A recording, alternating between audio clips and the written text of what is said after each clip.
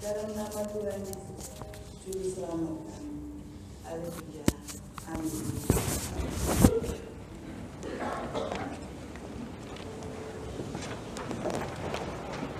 Jemaat yang terkasih di dalam Tuhan, sebagai hamba Yesus Kristus, saya menyampaikan berita anugerah yang diambil dari Ibrani pasal yang ke-9 ayat 13 dan ayat 14.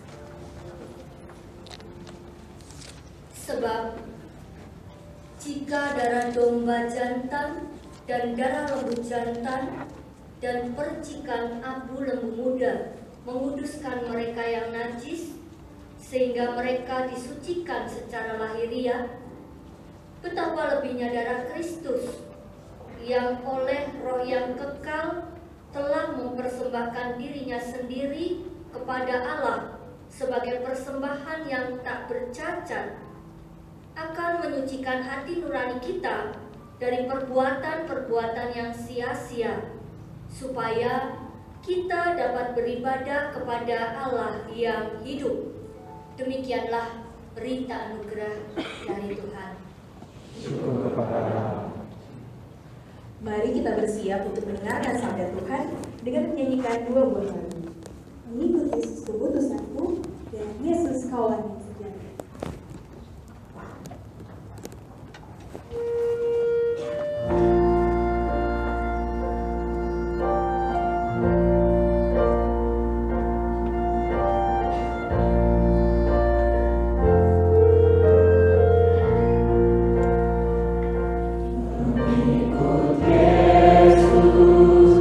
Keputusanmu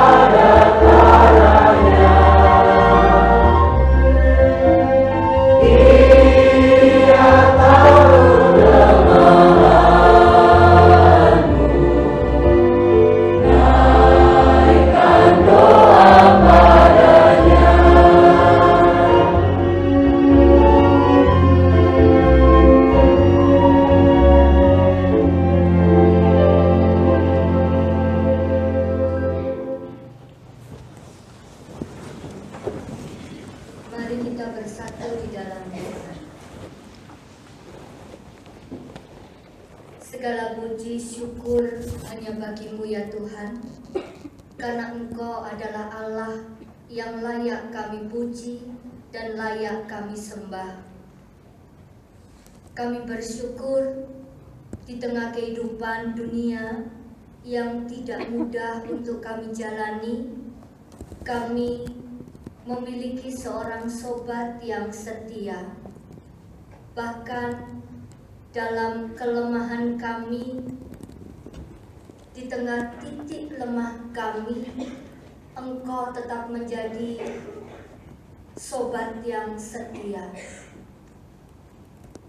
Bapa di dalam sorga, kami bersyukur karena kami boleh senantiasa merasakan penyertaan, tuntunan, dan pemeliharaan Tuhan dari waktu ke waktu melalui setiap firman yang kami dengar dan kami renungkan bersama-sama.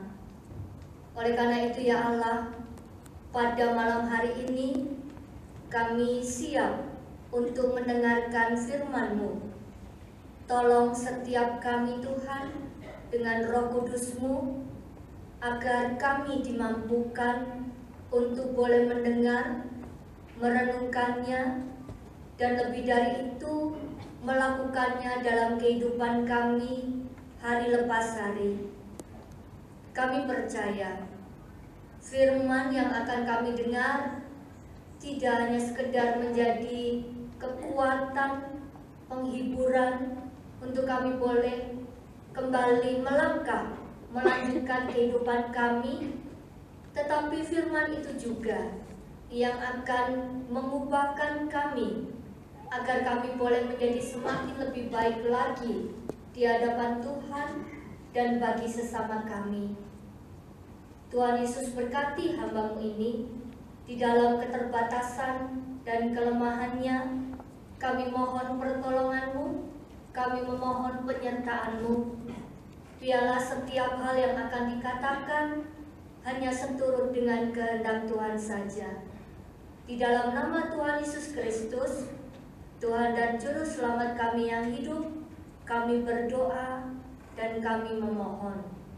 Amin. Kitab Rut pasal 1 ayat 3 sampai dengan 5 dan ayat 8 sampai dengan 18. Kitab Rut pasal 1 ayat 3 sampai dengan 5 dan ayat 8 sampai dengan 18.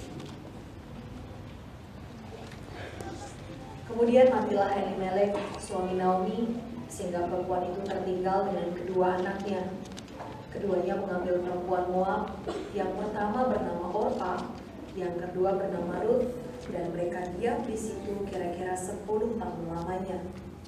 Lalu matilah juga keduanya, yakni Mahlon dan Kilion, sehingga perempuan itu kehilangan kedua anaknya dan suaminya.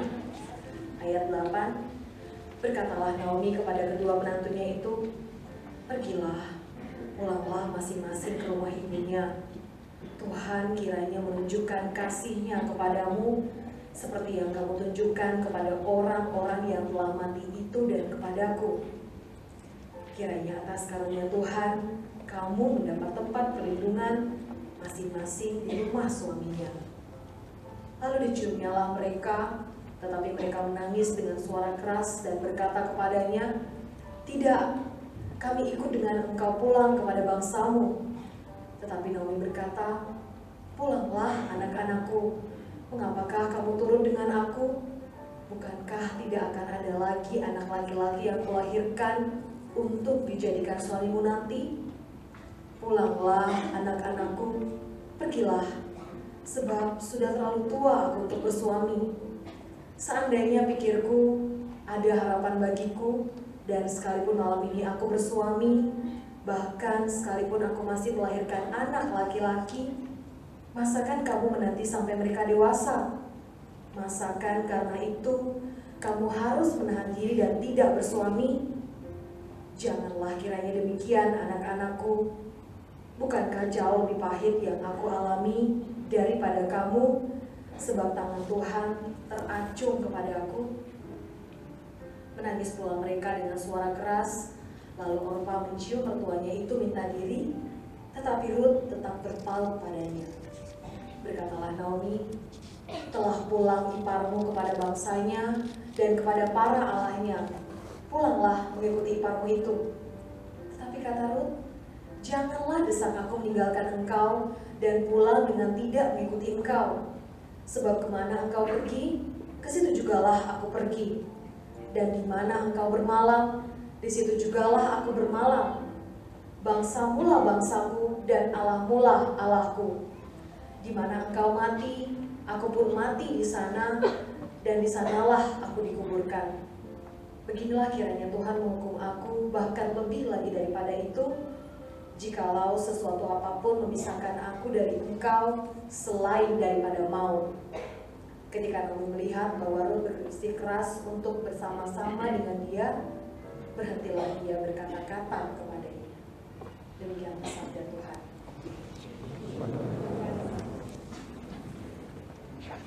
Hati sebagai seorang hamba yang menyembah kemanapun akan kubawa, taat dan setia padamu Bapa. Kita tanggapi bacaan pertama tadi dengan menyanyikan hati sebagai hamba.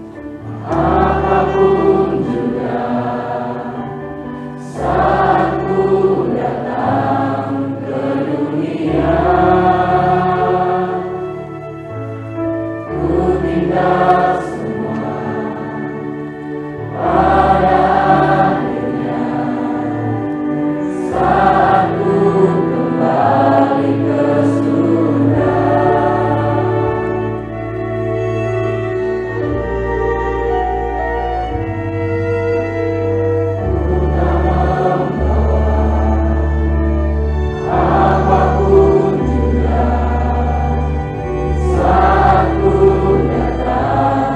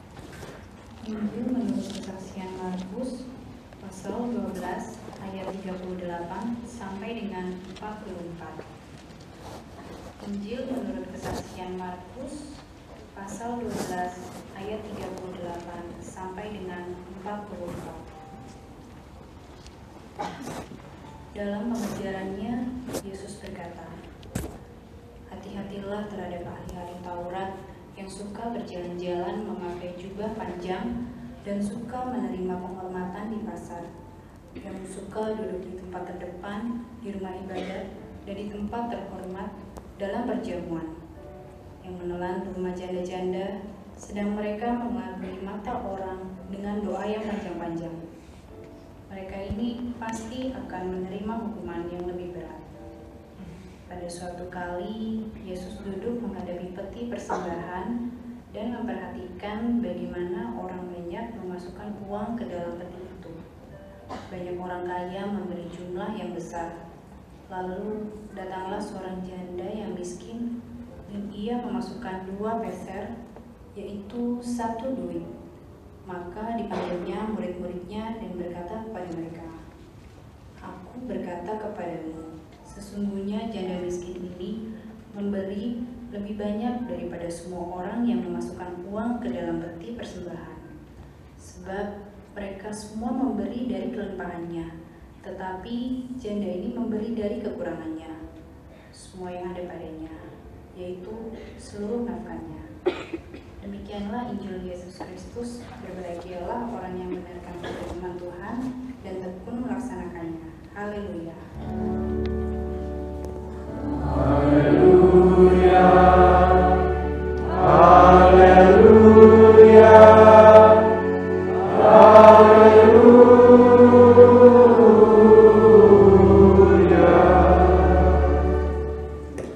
Selamat malam Bapak Ibu Saudara yang dikasihi oleh Tuhan.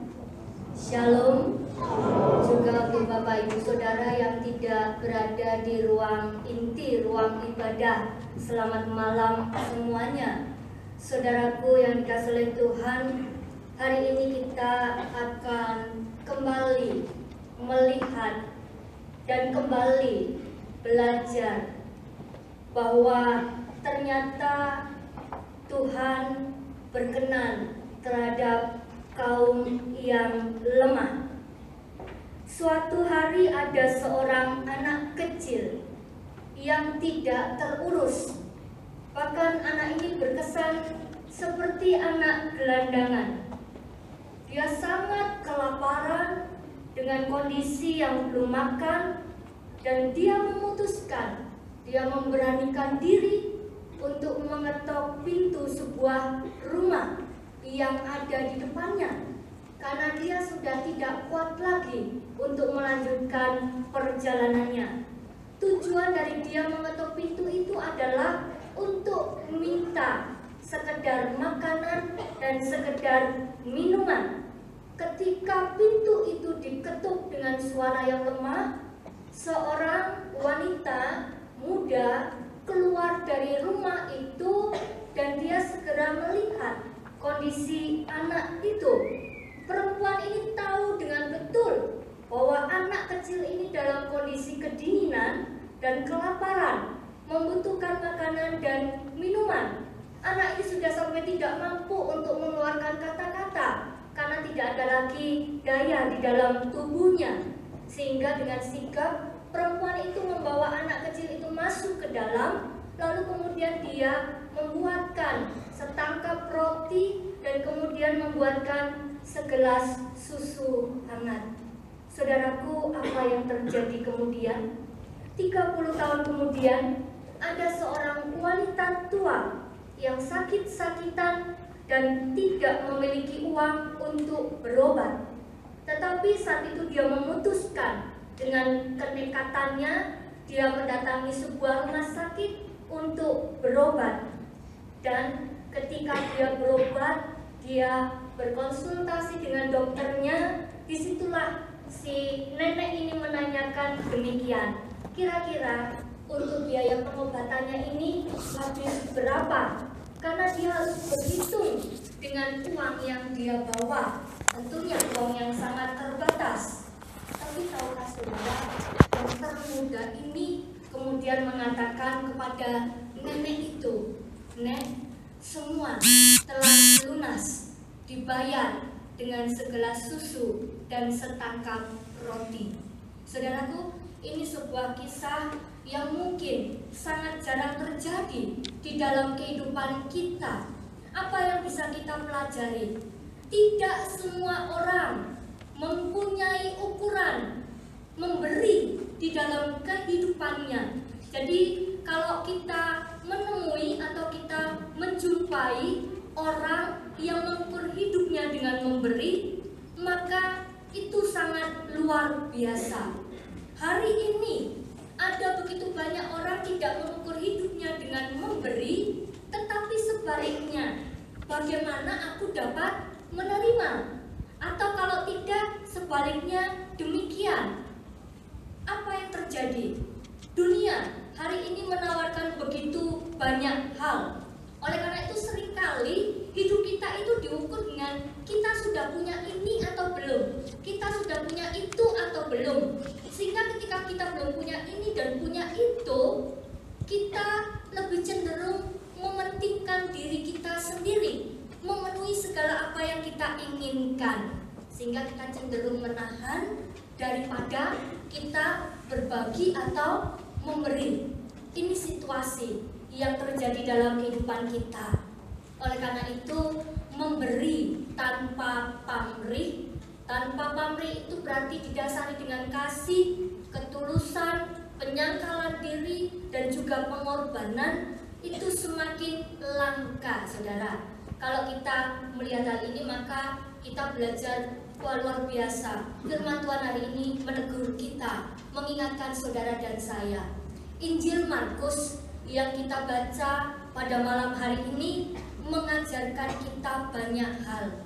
Kita belajar tidak hanya dari seorang janda miskin, tetapi kita juga akan belajar dari tradisi kehidupan bangsa Israel. Bapak Ibu yang dikasihi oleh Tuhan, bagi bangsa Israel, memberi atau artinya memberikan persembahan itu adalah sebuah keharusan. Itu dasar hakikat bagi kehidupan umat Israel. Karena apa? Mau tidak mau hidup mereka diatur dengan ibadah. Dan kemudian mau tidak mau di dalam ibadah itu ada sebuah proses, yaitu memberikan persembahan. Jadi ini sudah bukan hal yang aneh bagi bangsa Israel memberikan persembahan yang intinya adalah sebagai ungkapan syukur. Karena apa? Bayangkan, mereka adalah umat pilihan Allah. Jadi salah satunya adalah ungkapan syukur karena mereka menjadi bangsa yang terpilih. Lalu kemudian kalau kita mengingat ke belakang, bagaimana dengan kehidupan umat Israel, bagaimana mereka dituntun dari tanah perbudakan Mesir sampai ke tanah perjanjian, ke tanah Kanaan. Itu yang membuat mereka, yang mendorong mereka untuk memberikan persembahan sebagai ungkapan syukur. Namun yang terjadi adalah nilai-nilai tersebut, memberi persembahan itu menjadi bergeser nilainya. Dan yang menyebabkan pergeseran nilainya itu adalah kalangan tertentu. Kalau kita lihat teks kita malam hari ini, maka di sana disebutkan kalangan orang kaya. Mereka memberikan persembahan tidak lagi dengan sebuah motivasi yang tulus sebagai ungkapan syukur, melainkan sebagai cara untuk mencari pengakuan, mencari nama, untuk menonjolkan diri, untuk supaya dilihat oleh orang bahwa dia adalah orang yang benar. Ingat, tata cara atau takaran hidup umat Israel itu berangkat juga dari setiap hukum Taurat yang mereka terapkan dalam kehidupan mereka sehari-hari. Jadi semakin mereka beribadah, berbuat baik, berbuat benar, mereka akan dilihat orang sebagai orang yang benar, sebagai orang yang saleh, sebagai orang yang dermawan. Bahkan mungkin ada motivasi terselubung supaya mereka dapat dilihat sebagai orang yang berada, sebagai orang yang mampu, sebagai orang yang kaya. Memberi persembahan bukan lagi karena ungkapan syukur. Itulah yang dilakukan oleh orang-orang kaya dalam teks kita malam hari ini.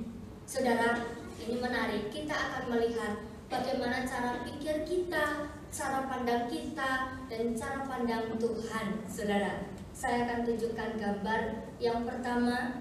Ini uang 10.000, saudara. Lalu kemudian yang berikutnya, ini adalah uang 100.000. Kalau saudara diminta untuk memilih, kira-kira saudara memilih yang mana? 100? Ada yang memilih 10.000? Kalaupun ada, mungkin tidak seimbang dengan yang memilih 100.000. Itu wajar, saudara. Itu normal, karena sebagai manusia, sifat dasar manusia dapat menentukan atau dapat menilai. Namun kembali kita lihat bagaimana pandangan Tuhan tentang memberi. Kita akan lihat berikutnya di dalam Markus 12 ayat yang ke-42. Saudara, mari kita kembali perhatikan. Suatu hari Yesus sedang duduk-duduk di rumah Tuhan, dan yang dilakukannya adalah mengamat-amati orang yang sedang lalu lalang memberikan persembahan. Dan Markus mencatat, lalu datanglah seorang janda miskin. Jadi bukan hanya seorang janda, tetapi di sana dikatakan janda miskin. Dalam bahasa aslinya, janda miskin itu berarti benar-benar miskin, yang tidak berdaya dan hidupnya bergantung pada orang lain. Jadi ini sungguh-sungguh kondisi yang lemah, kondisi yang miskin, saudaraku. Tetapi kita akan melihat dengan situasi janda yang miskin ini, tetapi dia memberikan 2 peset atau 1 duit, dan itu adalah semua yang dimiliki oleh dia. Di mata manusia, tentu persembahan yang diberikan oleh janda miskin ini tidak seberapa atau tidak sebanding dengan persembahan yang diberikan oleh orang-orang sebelumnya, termasuk orang-orang kaya tersebut. Tetapi kita belajar melihat bahwa Tuhan tidak melihat jumlah, Tuhan tidak melihat nominalnya. Sehingga Yesus mengatakan kepada para muridnya, kalau persembahan janda miskin ini lebih besar daripada persembahan semua orang yang memberikan pada saat itu. Karena apa? Karena orang lain memberikan dari kelimpahannya, sedangkan janda ini memberikan dari kekurangannya, bahkan seluruh nafkahnya diberikan. Ini satu hal yang perlu kita contoh, saudara, karena ini adalah semangat memberi yang sangat langka sekali, sangat langka. Dan janda miskin ini menjadi representasi dari kaum yang lemah. Kaum yang lemah. Mengapa? Dia tidak hanya tidak berdaya, dia tidak hanya bergantung pada orang lain. Kalau dulu ketika suaminya masih hidup, hidupnya bergantung penuh pada sang suami. Tetapi ketika suaminya meninggal, maka dia tidak tahu lagi harus bergantung kepada siapa. Dan tidak hanya tidak berdaya, saudara. Kembali, mari kita buka Alkitab kita, Markus pasal 12 ayat 38, saudara. 38 sampai dengan ayat yang ke-40. Mari kita perhatikan lebih lagi. Dalam pengajarannya, Yesus berkata, hati-hatilah terhadap ahli-ahli Taurat yang suka berjalan-jalan memakai jubah panjang dan suka menerima penghormatan di pasar, yang suka duduk di tempat terdepan di rumah ibadat dan di tempat terhormat dalam perjamuan, yang menelan rumah janda-janda, sedang mereka mengelabui mata orang dengan doa yang panjang-panjang. mereka ini pasti akan menerima hukuman yang lebih berat. Jadi situasi dari kondisi janda miskin ini bukan hanya tidak berdaya, tetapi juga mengalami yang namanya ketidakadilan. Bagaimana tidak? Janda yang harusnya ditolong, janda yang harusnya dibantu, tetapi dalam hal ini dikatakan ahli-ahli Taurat menelan rumah janda-janda. Kalau kita melihat dari National Geographic, kita dapat melihat di sana luar biasa apa yang dimiliki oleh ahli Taurat dan orang Farisi. Mereka bisa memiliki kolam pribadi dan lain sebagainya. Saudaraku, ini semua dari mana? Ternyata sebagian itu di sini diungkapkan oleh Yesus dalam sindirannya kepada orang Farisi dan ahli Taurat. Salah satunya adalah dengan menelan rumah-rumah para janda. Jadi situasinya ini benar-benar lemah. Tetapi dalam titik terlemahnya, janda yang miskin ini justru punya semangat yang sangat langka. Dia memberikan semua apa yang dimiliki.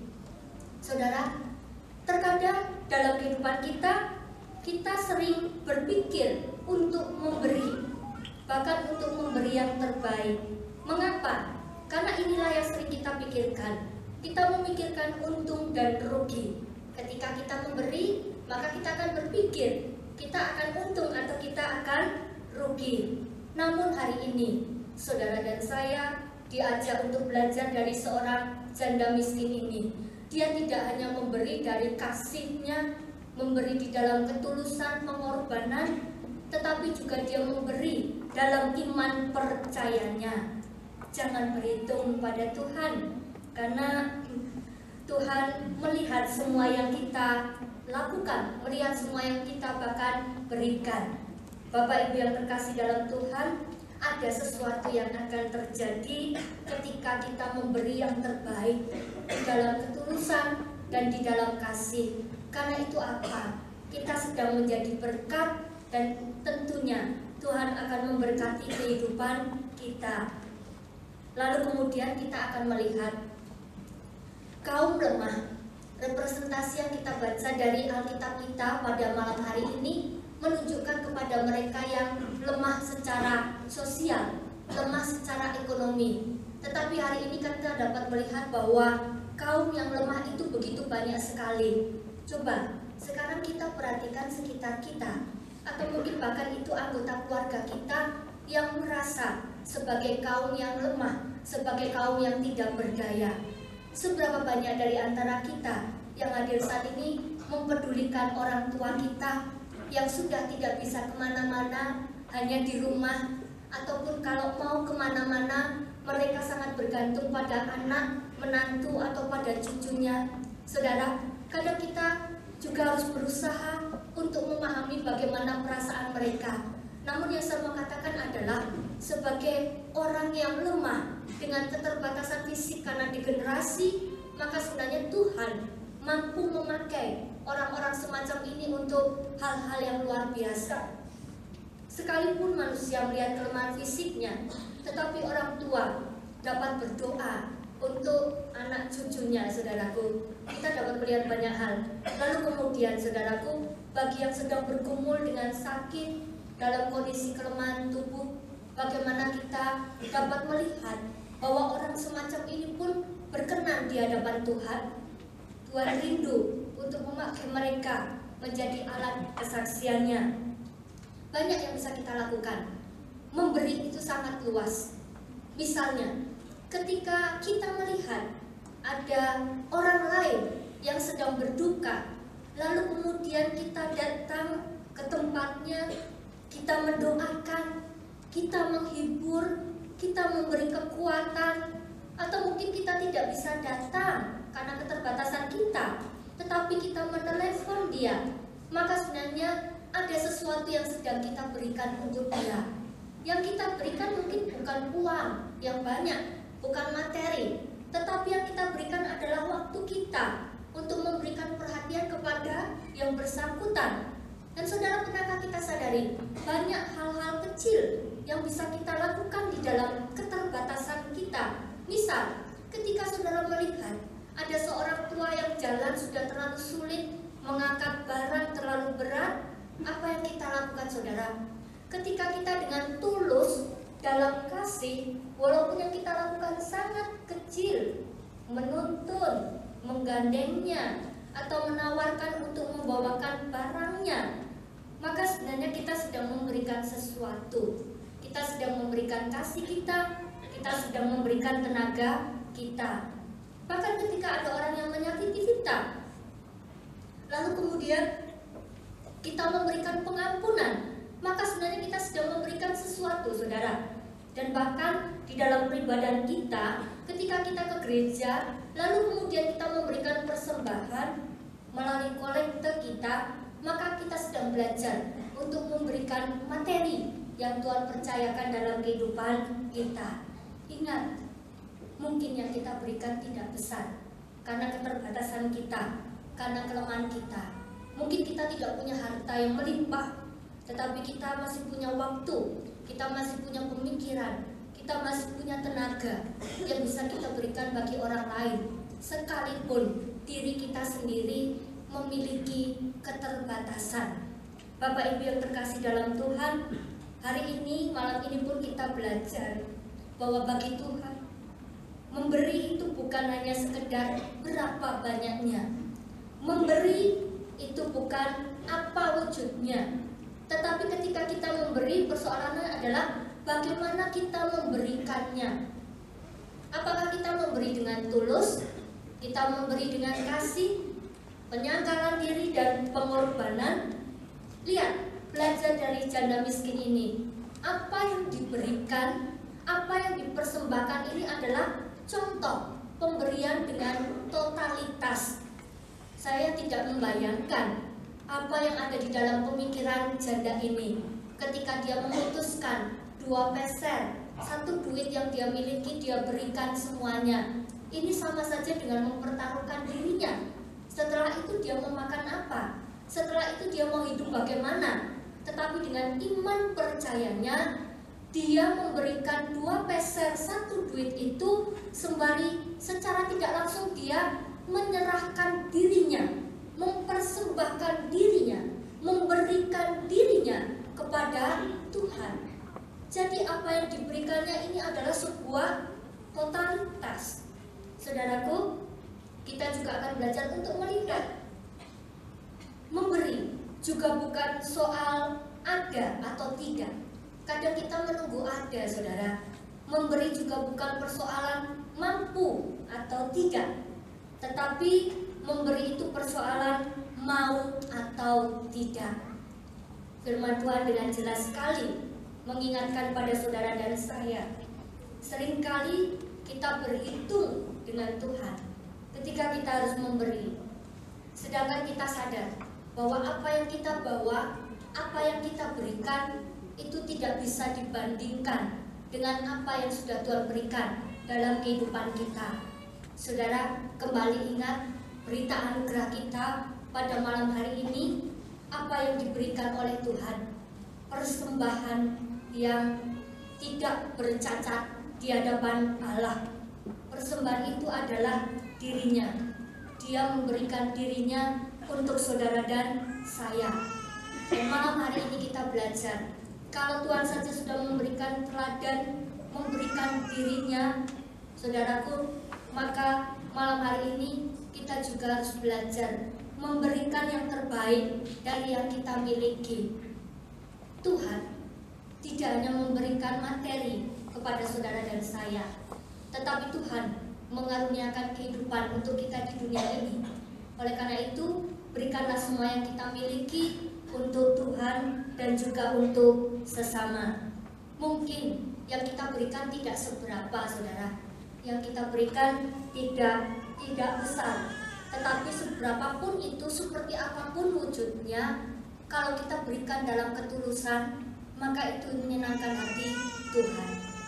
Dan kemudian berikutnya, kembali juga saya mengingatkan bahwa dengan memberi, maka kita tidak akan pernah menjadi miskin. kita tidak akan pernah kekurangan hanya karena memberi. Dan dengan memberi kita menjadi berkat.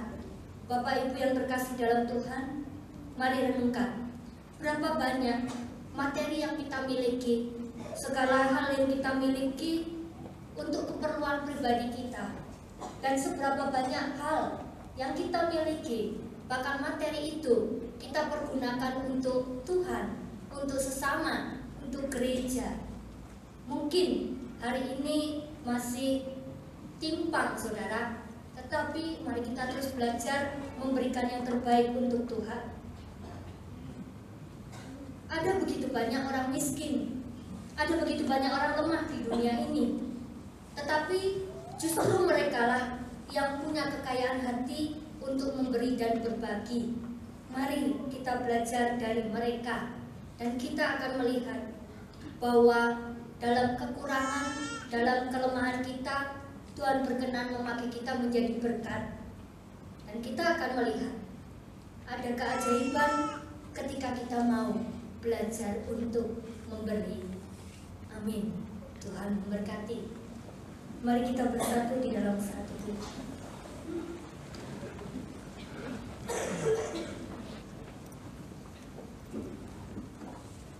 Bapa di dalam surga, kembali kami bersyukur kepadamu. Hari ini kami boleh belajar dari kehidupan seorang janda miskin yang tidak hanya tidak berdaya, yang tidak hanya hidupnya bergantung pada orang lain, tetapi juga seorang janda yang mengalami ketidakadilan.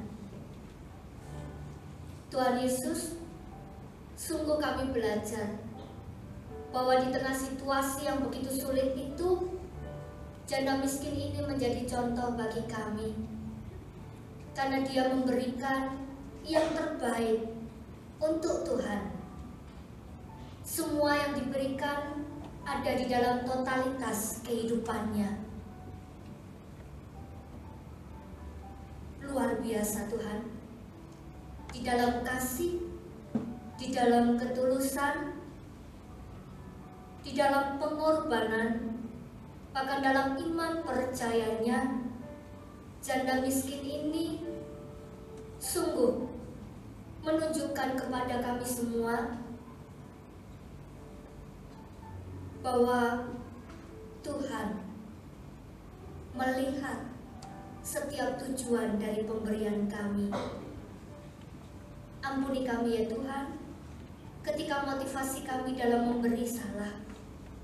Ampuni ketika kami memberi, ketika kami berbagi, dan kami menjadi seperti orang kaya itu.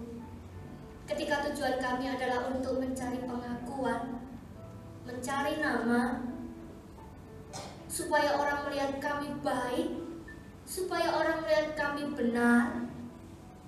Ampuni kami ya Tuhan. Ajar kami untuk kami boleh menjadi seperti janda yang miskin ini, yang di dalam kerendahan hati dia rela memberi dari kekurangannya. Terima kasih ya Allah. Saat ini kami berdoa bagi setiap kami. Ketika kami menyadari kami adalah orang tua yang lemah dengan keadaan, kondisi fisik yang tidak baik. Kemanapun kami pergi, kami bergantung pada orang-orang di sekitar kami. Kami memohon kepada Tuhan, biarlah Engkau Allah sendiri yang memberi kekuatan dan memampukan, memperlihatkan kepada setiap anak-anak-Mu ini bahwa dalam titik lemah mereka, Tuhan pun berkenan memakai mereka untuk menjadi berkat bagi orang-orang yang bahkan mungkin lebih dari mereka. Saat ini hamba-Mu juga berdoa bagi setiap jemaat-Mu yang ada di dalam pergumulan karena sakit penyakit yang ada di dalam tubuhnya. Dan bahkan di dalam pergumulan itu merasa sebagai orang yang tidak mampu berbuat apa-apa. Biarlah firman-Mu ini boleh kembali mengingatkan, menegur bahwa dalam titik lemah fisiknya sekalipun Tuhan berkenan memakai anak-anak-Mu ini untuk boleh menjadi berkat bagi orang-orang lain yang bahkan mungkin kondisi fisiknya sehat. Tuhan Yesus, ada begitu banyak hal pergumulan di sekitar rumah tangga kami, bagi saudara-saudara kami yang bergumul dengan kehidupan rumah tangga, pekerjaan, sehingga kondisi itu membuat anak-anak-Mu terpuruk. Kami mohon kuasa-Mu yang boleh menjamah, Engkau Allah sendiri yang boleh menyapa. Anakku, dalam titik lemahmu, dalam pergumulanmu, aku rindu memakai Engkau menyelamatkan begitu banyak orang. Terima kasih Tuhan. Kami menyadari, kami bersyukur karena dalam segala kelebihan, kekurangan kami, Tuhan senantiasa memampukan dan memperlengkapi kami untuk kami boleh melayani Tuhan dimanapun kami berada.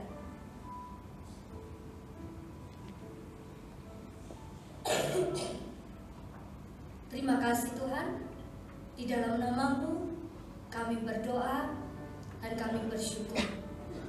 Amin.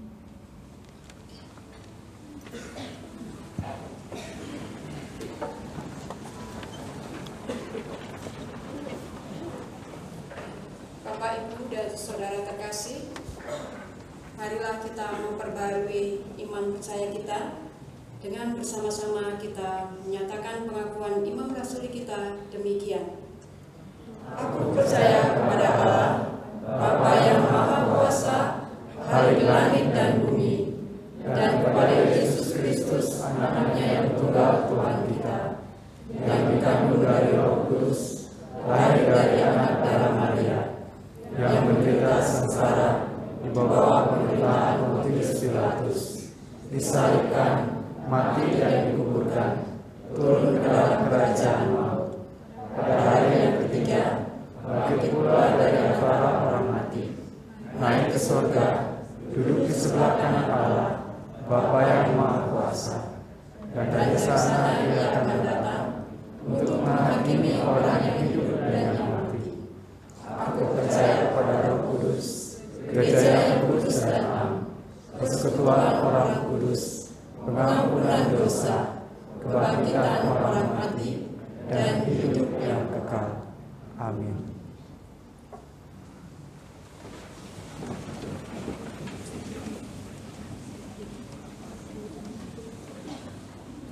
Mari kita berdoa syafaat. Tuhan Bapa Surgawi, Bapa yang kami kenal di dalam nama Yesus Kristus, pada saat ini Tuhan kami bersatu hati, kami ingin menaikkan doa-doa syafaat kami.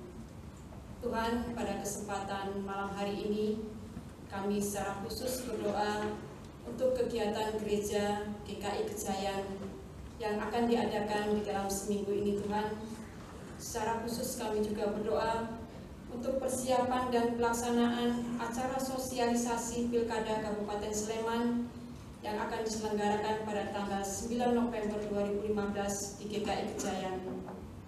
Tuhan, biarlah Tuhan persiapkan setiap mereka yang akan ambil bagian di dalam acara ini Tuhan, dan kiranya juga Tuhan memberikan kesempatan bagi setiap hati untuk boleh hadir di dalam acara ini, sehingga melalui acara ini Tuhan, kami Tuhan persiapkan di dalam kami boleh melihat dan mengerti untuk acara sosialisasi ini dan nantinya pada saat pilkada berlangsung Tuhan, kami boleh memilih yang sesuai dan seturut dengan kehendak-Mu saja. Tuhan, kami juga berdoa untuk jemaat kami yang saat ini sedang menderita sakit, baik yang mereka dirawat di dalam rumah sakit maupun yang dirawat di rumah Tuhan. Tuhan, kami serahkan sepenuhnya keberadaan mereka. Biarlah kiranya Tuhan saja yang menilik setiap mereka yang saat ini sedang menderita sakit, Tuhan. Kiranya Tuhan jamah, Tuhan pulihkan juga mereka, supaya mereka juga boleh sehat kembali dan mereka boleh beraktivitas. Biarlah Tuhan di dalam kelemah tubuhannya mereka, Tuhan, kiranya juga Tuhan senantiasa menguatkan setiap hati mereka, supaya mereka juga senantiasa selalu mendekatkan diri dan senantiasa selalu berserah hanya di dalam nama-Mu saja. Kami juga teringat untuk saudara-saudara kami yang pada saat ini berada di NTT, Tuhan. Kami menyerahkan sepenuhnya keberadaan mereka, karena di mana pada tanggal 4 November mereka mengalami bencana gempa maupun letusan Gunung Rinjani, Tuhan. Tuhan, begitu berat penderitaan yang harus mereka emban pada saat ini, tapi kami percaya, biarlah kiranya Tuhan turun tangan, sehingga menolong setiap mereka yang saat ini sedang menderita.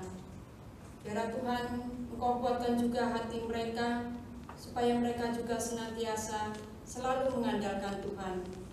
Tolong Tuhan, Engkau utus melalui tangan-tangan para pemimpin yang berada di sana, Tuhan, supaya mereka boleh dengan kasih, dengan tulus, mereka boleh membantu dan menyelesaikan bencana ini, Tuhan, sehingga semuanya boleh berjalan baik.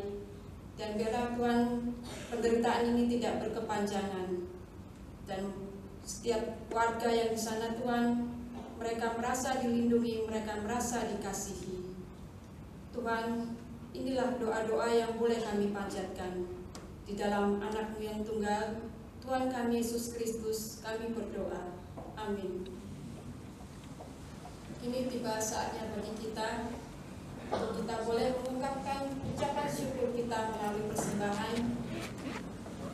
Persembahan kita akan didasari dengan surat dari Filipi pasal 4 ayat yang ke-18. Mari kita baca bersama-sama. Kini aku telah menerima semua yang perlu daripadamu, malahan lebih daripada itu.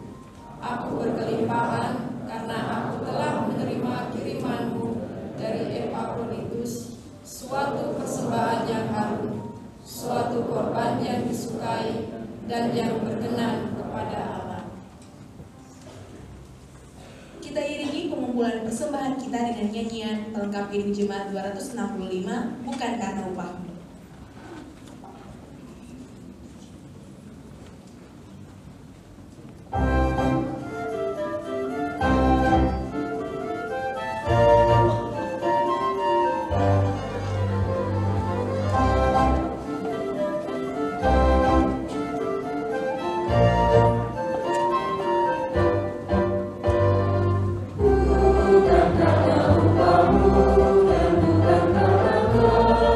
Kita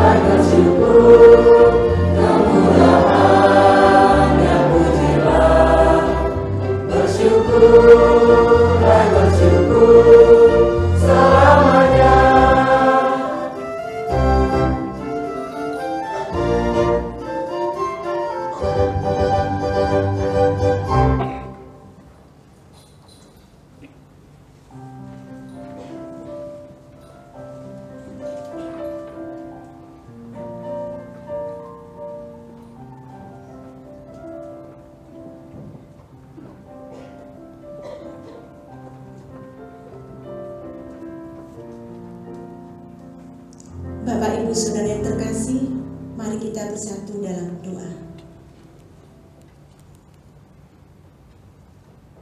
Bapa di dalam surga, Bapa sumber segala berkat, kasih dan karunia, kami bersyukur kepadamu karena kasih dan anugerah Tuhan, kami boleh memuji, memuliakan namamu, mendengar firman-Mu dan berdoa. Tuhan, pada saat ini kami juga bersyukur karena Tuhan memberi kami kesempatan untuk boleh mempersembahkan persembahan kami yang terbaik. Terima kasih ya Bapa, karena Engkau sudah begitu sempurna memberkati kami. Terimalah persembahan kami ini Tuhan. Biarlah ini boleh dipakai dengan bijaksana oleh tangan-tangan yang sudah Tuhan pilih untuk pekerjaan pelayanan di tempat ini. Terlebih Tuhan, ajar kami untuk boleh senantiasa mempersembahkan diri kami, hidup kami sebagai persembahan yang hidup, yang kudus, bagi hormat dan kemuliaan nama-Mu. Terima kasih ya Yesus, inilah setiap doa dan ucapan syukur kami. Di dalam nama Tuhan kami, Yesus Kristus kami berdoa dan ucap syukur. Amin. Coba silakan duduk.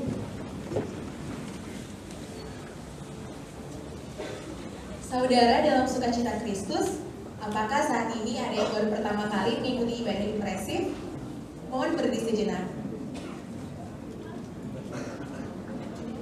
Atau mungkin yang di ruangan Galilea, ada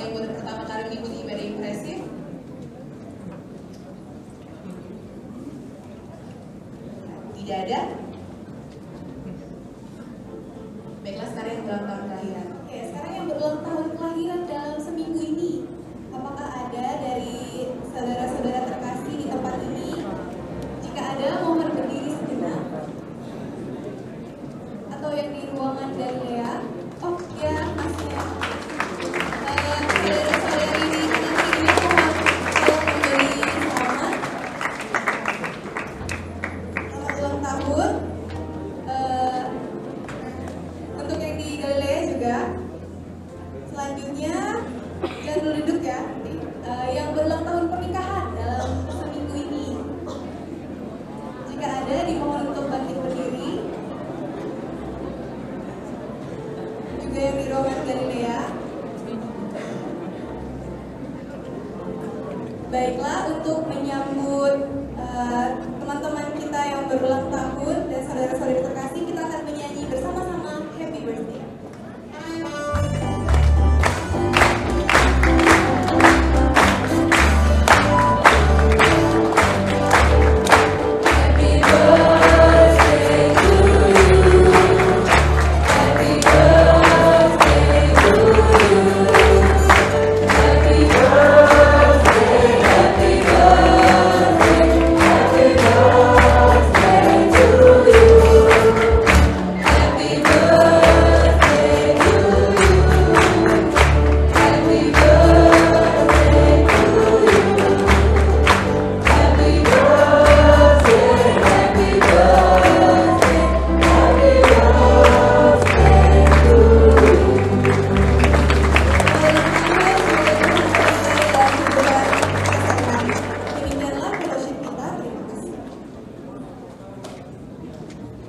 Saudara, jangan lelah bekerja di ladangnya Tuhan.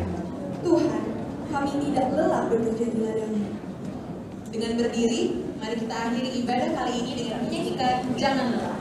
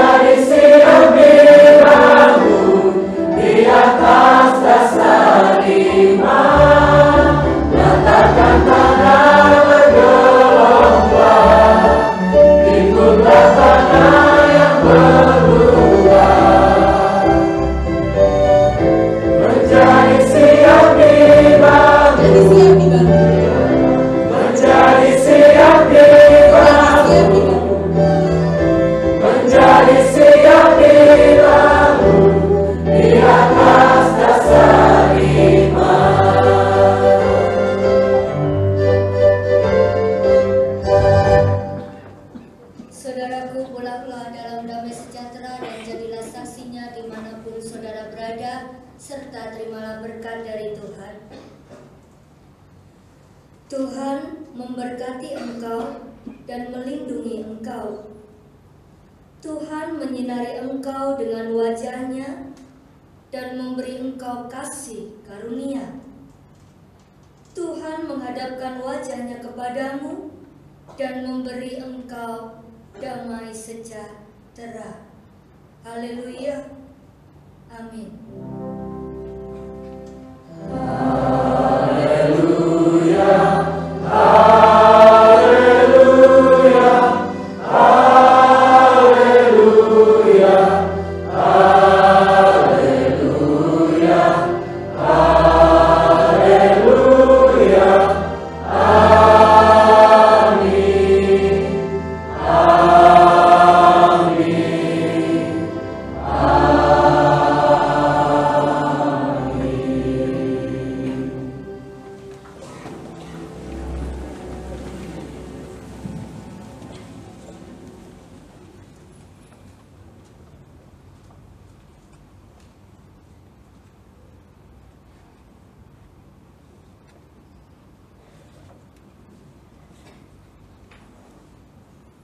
Ibadah telah usai. Kita berjumpa kembali pada hari Minggu 15 November 2015. Mari kita hidup dalam akal budi yang telah dianugerahkan Kristus kepada kita.